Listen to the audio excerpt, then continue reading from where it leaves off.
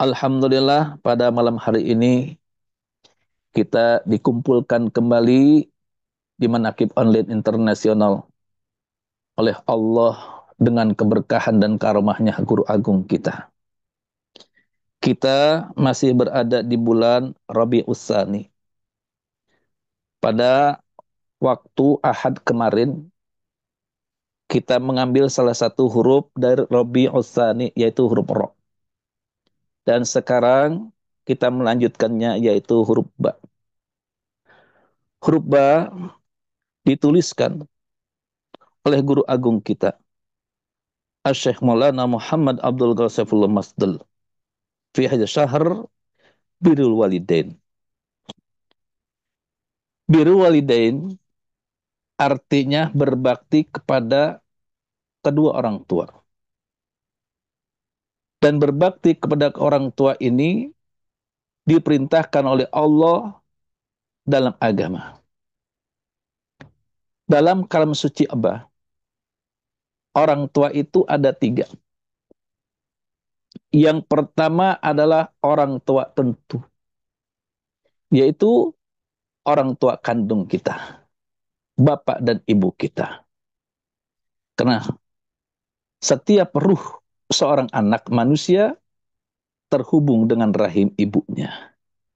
Maka yang menyebabkan turunnya ruh seorang anak dari alam ruh yaitu kedua orang tua kita. Dan yang kedua adalah orang tua bantu, yaitu orang tua yang mengajarkan kita baca tulis dan hukum-hukum dunia, hukum-hukum agama yang seperti kita sekarang ini bisa mengenal antara yang halal dan yang haram, yaitu guru dunia kita, guru syariat kita. Dan yang ketiga yaitu orang tua khusyuk. Orang tua khusyuk yaitu orang tua yang mengangkat kita ke tempat yang tinggi, mengembalikan kita ke hadrat Allah Rabbul Izzah Jalla Jalaluh, yaitu guru akhirat yang disebut dengan mursyid. Oleh karena itu, bagi setiap orang, bagi setiap muslim, berbuat baik dan berbakti kepada orang tua bukan hanya sekedar memenuhi tuntunan norma susila dan norma kesopanan saja. Tapi yang utama adalah dalam rangka mentaati perintah Allah Rabbul Izzah Jalla Jalaluh dan ajaran Rasulullah Shallallahu Alaihi Wasallam agar kita bertakwa kepada Allah Rabbul Izzah Jalla Jalaluh. Pangsa Guru Agung menuliskan dalam kitab Fadhil Syuhur ayat Allah, yaitu surat Al-Baqarah ayat 21 yang berbunyi, Ya ayuhan nasu ubudu rabbakumul ladzi khalaqakum walladzina min qablikum la'allakum tattaqun. Hai manusia, sembahlah Tuhanmu. Dia yang telah menciptakan kamu dan orang-orang sebelummu atau orang-orang tuamu atau guru-guru agar kamu bertakwa. Dan Allah pun berfirman dalam surat An-Nisa ayat 36.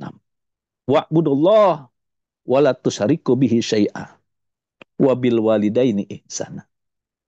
Sembahlah Allah dan janganlah kamu mempersekutukannya dengan sesuatu apapun. Dan berbuat baiklah kepada kedua orang tua. Rasulullah Sallallahu Alaihi Wasallam ketika ditanya oleh Abdullah bin Mas'ud, Ayul amal ahabu ilallah? Qala as-salatu ala waqtiha. Qala summa ayun? Qala summa biru walidain. Ibnu Mas'ud bertanya kepada Rasulullah Sallallahu Alaihi Wasallam, Ya Rasulullah, amal apa yang paling dicintai oleh Allah Azza wa Jalla? Lalu Nabi menjawab, sholat pada waktunya. Dan Ibnu Mas'ud kembali bertanya, lalu apa lagi ya Rasulullah? Maka Nabi menjawab, yaitu biru walidain. Hadis ini diriwayatkan oleh Imam Bukhari dan Muslim. Biru walidain, berbuat baik kepada kedua orang tua adalah salah satu cara bertawasul kepada Allah Rabbul Izzah Jalla Jalaluh. Tawasul artinya kita mengambil perantara untuk menuju kepada keridhaan Allah Rabbul Izzah Jalla Jalaluh. Ilahi anta maksudi waridoka matlubi. Zikir kita semata-mata bertujuan adalah kepada Allah Rabbul Izzah Jalla Jalaluh. Agar kita mendapatkan keridhaannya. Agar kita mendapatkan pertolongannya. Dan salah satu cara bertawasul yang disyariatkan adalah tawasul dengan amal soleh. Dan di antara amal soleh yang paling ampuh untuk bertawasul adalah birrul walidain. Senantiasa kita diajarkan. Ketika kita setelah kita sholat maghrib, kita berzikir, kita khataman, lalu mengerjakan sholat sunnah. Di antaranya adalah sholat sunnah birrul walidain. Ini sebagai bakti seorang anak kepada kedua orang tuanya. Yang tadi ada orang tua tentu, ada orang tua khusyuk, dan ada orang tua yang disebut adalah orang tua bantu.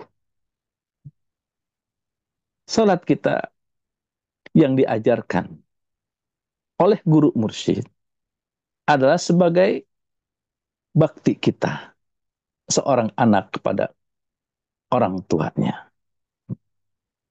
Sebagaimana hadis dalam Sahihain mengenai kisah yang diceritakan oleh Rasulullah SAW mengenai 3 orang yang terjebak di dalam gua yang tertutup batu besar. Salah satu di antara mereka bertawasul kepada Allah dengan amalan-amalan mereka. Yang salah satunya berkata, "Ya Allah, sesungguhnya saya memiliki orang tua yang sudah tua renta. Dan saya juga memiliki istri dan anak-anak perempuan yang aku beri mereka makan dari hasil mengembala ternak. Ketika selesai mengembala, aku perahkan susu untuk mereka. Aku selalu dahulukan orang tuaku sebelum keluargaku. Lalu satu hari ketika panen, aku harus pergi jauh. Dan aku tidak pulang kecuali sudah sangat sore. Dan aku dapati orang tuaku sudah tidur lelap. Lalu aku perahkan untuk mereka susu sebagaimana biasanya. Lalu aku bawakan bejana yang berisi susu itu kepada mereka. Aku berdiri di sisi mereka, tapi aku enggan untuk membangunkan mereka. Dan aku pun enggan memberi susu pada anak perempuanku sebelum orang tuaku. Orang ini mendahulukan orang tuanya daripada keluarganya, daripada putra-putrinya. Kata dia, padahal anakku sudah meronta-ronta di kakiku karena kelaparan. Dan demikianlah terus keadaannya hingga terbit fajar. Ya Allah, jika engkau tahu aku melakukan hal itu demi mengharap wajahmu, demi mengharapkan keridhaanmu, maka bukalah telah bagi kami yang kami bisa melihat langit dari situ. Maka dengan tawasulnya orang tersebut, Allah pun membukakan sedikit celah yang membuat mereka bisa melihat langit darinya. Luar biasa. Kita senantiasa ketika berzikir selalu bertawasul kepada para nabi, kepada para sahabat, kepada para aulia illah, kepada para ahli silsilah sebagai orang tua kita, dan juga kita bertawasul kepada orang tua kita. Untuk apa? Agar supaya kita cepat sampai ke hadrat Rabbul Izzah Jalla Jalaluh, menggapai keridoannya, menggapai mahabbah dan ma'rifat kepadanya. Oleh karena itu, orang tua kita tidak bisa digantikan oleh siapapun. Kita tidak bisa mengaku-ngaku sebagai anaknya Fulan bin Fulan. Kita pun tidak bisa mengaku-ngaku sebagai muridnya Fulan bin Fulan. Lihat bagaimana Rasulullah Sallallahu Alaihi Wasallam bersabda, "La'anallah man intasaba ila ghairi abih." Allah melaknat kepada orang yang menisbatkan keturunannya kepada selain bapaknya. Ada si A yang bernama Ahmad. Ayahnya bernama Qadir. Tapi karena ayahnya miskin, ayahnya orang susah, dia diangkat oleh si C. Maka dia menisbatkan Ahmad itu adalah anak C yang bernama Sabar. Tidak boleh. Kalau bapaknya Qadir, tetap Ahmad bin Qadir. Tidak boleh Ahmad bin Sabar. Dilaknat oleh Allah Rabbul Izzah Jalla Jalaluh. Begitu pula ketika kita ngaku-ngaku muridnya si Pulan bin Pulan. Ngaku-ngaku tidak pernah berkumpul kepada gurunya dalam wajah. Ya. Tidak pernah duduk bareng. Tidak pernah mendengarkan nasihat secara langsung. Tidak pernah mengikuti apa yang diajarkan. Apa yang dinasihatkan oleh guru. Maka dia mengatakan, saya adalah muridnya Fulan bin Fulan. Padahal dia tidak pernah ijtima, tidak pernah istima, dan tidak pernah mengikuti ajarannya. Maka itu adalah dilaknat oleh Allah. Wala'anallah man fariqa bainal walidati wa waladiha. Dan Allah melaknat orang yang memisahkan seorang anak dengan orang tuanya. Artinya, zaman sekarang banyak orang yang mengadopsi anak. Ketika diadopsi anak tersebut, maka dia menuliskan di dalam akte kelahirannya bahwa anaknya tersebut adalah menjadi anak kandungnya. Padahal dia punya orang tua, punya ayah, punya ibu kandung. Tapi dalam akta kelahiran tidak dituliskan nama orang tua kandungnya, tapi menuliskan orang tua yang mengadopsi anaknya. Berarti ini adalah dipisahkan, dilaknat oleh Allah Rabbul Izzah Jalla Jalaluh. Tidak bisa. Karena orang tua kita ini adalah tempat kita bertawasul, tempat kita sampai kepada Allah Rabbul Izzah Jalla Jalaluh. Kalau kita ingin mendapatkan keridhaan Allah, maka kita harus mendapatkan keridhaan dari orang tua kita. Kalau kita ingin sampai kepada Allah, maka senangkanlah guru mursyid kita. Ikutilah segala ajarannya. Ikutilah segala nasihat-nasihatnya. Dan ikutilah segala pituah-pituahnya. Karena itu sangat dibutuhkan. Sangat kita butuhkan guru mursyid yang menyampaikan kita ke hadrat Allah Rabbul Izzah Jalla Jalaluh sebagai orang tua kita. Orang tua kandung kita penyebab turunnya kita dari alam yang tinggi ke alam yang sangat rendah.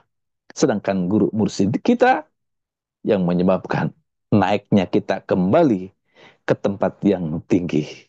Maka kedudukan guru mursyid itu adalah lebih tinggi daripada orang tua kandung kita. Tapi biar gimana pun kita tidak boleh untuk meninggalkan orang tua kita. Tetap kita bertawasul, berwasilah kepada guru kita, kepada orang tua kita. Agar supaya kita mendapatkan ridho dari Allah Rabbul Izzah Jalla Jalaluh. Ridho Allah fi ridhal walidain. Ridho Allah terletak pada ridhonya kedua orang tua kita. Maka beruntunglah kalau kita dijadikan oleh Allah menjadi anak yang soleh, yang dapat selalu berbakti kepada Allah Rabbul Izzah Jalla Jalaluh, berbakti kepada Rasulullah Sallallahu Alaihi Wasallam, berbakti kepada guru mursyidnya, dan juga berbakti kepada kedua orang tuanya. Inilah yang diajarkan oleh guru mursyid kita. Alhamdulillahilladzi faddalana ala katsiri min ibadihil mu'minin. Semoga manfaat apa yang saya sampaikan, khususnya untuk diri saya pribadi dan umumnya untuk kita semuanya. Bi barakati wa karamatin Syekh Maulana Muhammad Abdul Ghazafullah Masdul Al-Fatihah. A'udzu billahi minasyaitonir rajim. Bismillahirrahmanirrahim. Alhamdulillahirabbil alamin arrahmanir rahim maliki yaumiddin. Iyyaka na'budu wa iyyaka nasta'in ihdinas siratal mustaqim. Siratal ladzina an'amta 'alaihim ghairil maghdubi 'alaihim waladdallin. Wa minkum wassalamualaikum warahmatullahi wabarakatuh.